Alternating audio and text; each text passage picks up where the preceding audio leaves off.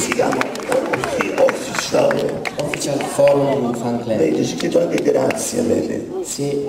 Col cuore. In realtà sono io che ringrazio loro, sono loro che mi permettono. No, io ringrazio te per avermi dato la possibilità di parlare con tante persone, da Napoli a Milano, da Monzanato a Reno, che durante questi giorni ci hanno contestato di telefonate, di mail, per dire c'è Luca, dobbiamo venire, noi lo seguiamo sempre, ovunque vada.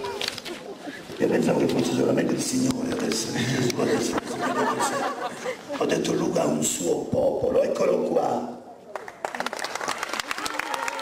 Io ringrazio loro e ringrazio voi di aver fatto sì che io potessi trascorrere un po' di tempo con voi e soprattutto con loro.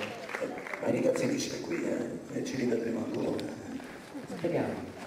Si deve partire sempre con il principio che se il Signore fa incontrare le persone c'è un motivo, quindi non bisogna dimenticarsi, però più bella cosa che possa essere.